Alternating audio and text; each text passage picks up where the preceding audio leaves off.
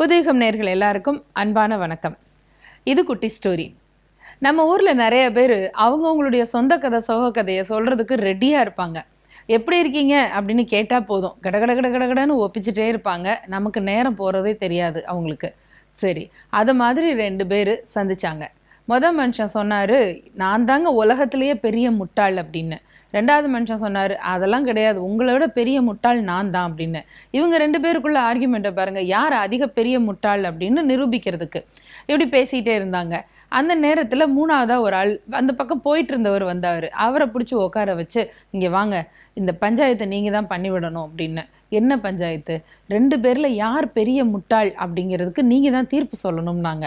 அந்த மனுஷன் சொன்னால், எனக்கு 1000 வேலை இருக்குயா, நான் போயிட்டு இருக்கணும், எனக்கு கொஞ்சம் உட்காந்து பேசலாம் நேரம் இல்லை அப்படின்னு. அண்ணே அதெல்லாம் அப்புறம் பண்ணிக்கலாண்ணே, உட்காருங்கண்ணே அப்படின்னு 2 பேரும் பஞ்சாயத்தை உட்கார வச்சாங்க. இப்போ ஆள் சொன்னால், ஏன் முட்டாள்தனத்தை கேளுங்க, நான் அரண்மனையில் வேலை பார்க்குறேன் அப்படின்னா.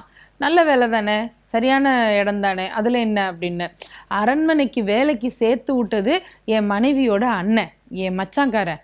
அவன் என்னை கூட்டிகிட்டு போய் சேர்த்து விட்டான். ஆனால் என் மனைவி அப்போ ஒரு கண்டிஷன் போட்டா. என்ன அப்படின்னா, நீங்கள் அரண்மனையில் வேலைக்கு போகிறீங்க, அங்கே என்ன பார்க்குறீங்களோ அதை பூரா எனக்கு வந்து சொல்லணும் அப்படின்னு சொன்னான்.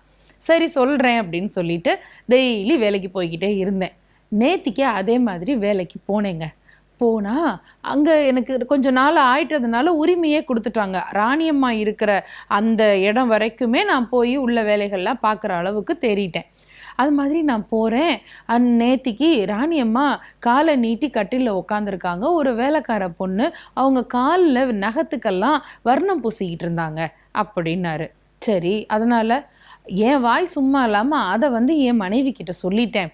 அவள் யோசிச்சா, ராணிக்கு மட்டும்தான் காலில் வர்ணம் பூசிக்கணுமா, எனக்கும் பூசிக்கணும்னு ஆசையாக இருக்குது அப்படின்னு சொல்லி என்னைய வாங்கிட்டு வர சொன்னா. காசு கொடுத்து போய் வாங்கிட்டு வந்தேன். வாங்கிட்டு வந்து நீயே பூசி விடுன்னு சொல்லி காலை நீட்டி உக்காந்துட்டா. என் மனைவியோட கால்களுக்கு நான் வர்ணம் நகத்தில் பூசிக்கிட்டே இருந்தேன். அந்த நேரம் பார்த்து பசி வந்துருச்சு எங்கள் 2 பேருக்கும். ராத்திரி ஆயிடுச்சு.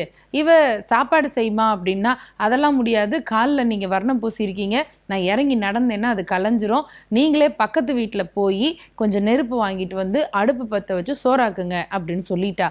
நான் யார்கிட்டையும் எதையும் கேட்டு பழக்கமே கிடையாது. அடுத்த வீட்டில் போய் நெருப்பு எப்படி கேட்பேன் அப்படின்னு. அப்போ என்னையா பண்ணிருன்னாரு இவங்க 2 பேரும். அதுதான் ஒரு ஐடியா பண்ணேன். என் மனைவியை தூக்கிட்டு போய் அவளையே அந்த பக்கத்து வீட்டில் கேட்க சொன்னேன். அவளே எனக்கு கொஞ்சம் சமைக்கிறதுக்கு நெருப்பு கொடுங்க அப்படின்னு கேட்டு பிறகு திருப்பி மறுபடியும் வந்து உக்காந்தோம். அப்போ என் மனைவி, அறிவிருக்கா உனக்கு, இப்படியா பக்கத்து வீட்டுக்கு என்னை கையில் தூக்கிட்டு போவ, உன்ன மாதிரி ஒரு பெரிய முட்டாளை பார்த்ததே கிடையாது அப்படின்னு திட்டு என்னை அனுப்பிச்சிட்டா. அப்போ நான் தானே பெரிய முட்டாள் அப்படின்னாரு ஆள். 2வது ஆள் சொன்னா, இது என்ன பெரிய முட்டாள்தனம், ஏன் கதையை கேளு அப்படின்னு சொல்லிட்டு, நான் கொஞ்சம் ஏழை தான், என் மனைவி ஆனால் பணக்கார பொண்ணு, மாமனார் வீட்டில் ஒரு பெரிய விருந்து, ஒரு விசேஷம் நடந்துச்சு, அதுக்கு கூப்பிட்டாங்க. என் மனைவி என்னை அழைச்சிட்டு போனா. அங்கே போய் நான் வாசலில் கம்பீரமாக சேரை போட்டு உக்காந்துட்டேன். வீட்டு மாப்பிள்ளை இல்லை, வந்து சாப்பிட வாங்கன்னு எல்லாரும் கூப்பிட்டுக்கிட்டே இருந்தாங்க.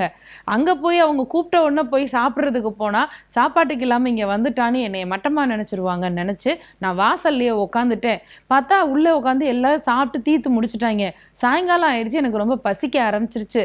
என்ன பண்ணுறதுன்னு தெரியாமல் அப்படி உள்ளுக்குள்ளே போனேன். உள்ளே வந்து ஸ்டோர் ரூம் இருக்கும் இல்லையா, சாமான்லாம் வச்சுருக்கிற இடம், அதுக்குள்ளே போய் ஒரு அரிசி பானை இருந்தது.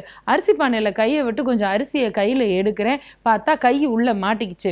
என் மனைவி என்னை தேடிக்கிட்டே உள்ளே வந்தவ, அறிவிருக்காயா உனக்கு, என் மானத்தை வாங்குறியே, அதுவும் எங்கள் பிறந்த வீட்டில் வந்து இப்படி அரிசியை திருட வந்துட்ட, உனக்கு கொஞ்சமாவது அறிவு இருக்கா, உன்ன மாதிரி முட்டாளை நான் பார்த்ததே கிடையாது, மத்தியானமே சாப்பிட கூப்பிட்டேன்ல, அப்போவே வந்து வயிறு நிறைய சாப்பிட்ருக்க வேண்டியதுதானேன்னு கடன்னு திட்ட ஆரம்பிச்சிட்டா. அதை எல்லாரும் பார்த்தாங்க. நான் அப்படியே கையில் அரிசியை பிடிச்சிக்கிட்டே இருந்தேன். அப்போ சொன்னா அவ, இந்த கையில் பிடிச்சிருக்கில்ல அரிசி, அதை உள்ளே விடு, விட்டுட்டின்னா தான் கை வெளியில் வரும்னா. அவள் சொன்ன மாதிரியே கையில் எடுத்த அரிசியை பானைக்குள்ளேயே போட்டேன். கை வெளியில் வந்துருச்சு. என் மனைவி ஒரு தெய்வ பிறவின்னு உணர்ந்தேன். படக்குன்னு அவள் காலில் விழுந்து கும்பிட்டேன். ஆனால் எல்லாரும் ஏளனமாக சிரிச்சிட்டாங்க. உன்ன மாதிரி ஒரு முட்டாளை பார்த்ததே இல்லை, போயா வெளியிலன்னு என் மனைவி என்னை திட்டி அனுப்பிச்சிட்டா.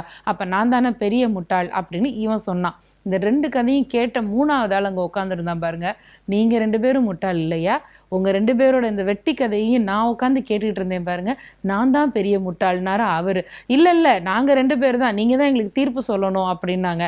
அப்போ இந்த ஆள் சொன்னா, சரி நாளைக்கு வந்து நான் தீர்ப்பு சொல்கிறேன், நீங்கள் 2 பேரும் இப்போ வீட்டுக்கு போங்க அப்படின்னு. அதுவும் கரெக்டு தான்ட்டு 2 பேரும் எந்திரிச்சு போனாங்கல்ல. 3வது ஆள் விட்டேன் சவாரின்னு ஒரே ஓட்டம். நின்ன இடத்துல நின்ன நேரத்தில் 2 பேருடைய கதையும் சொல்லி அவங்களும் முட்டாளாகி வந்தவருடைய நேரத்தையும் வீணாக்குற இதை மாதிரியான மனிதர்கள் நம்மளை சுற்றியும் நிறைய பேர் இருக்காங்க. நாம தான் ஜாக்கிரதையாக இருக்கணும். சிந்திக்கலாமா? நன்றி.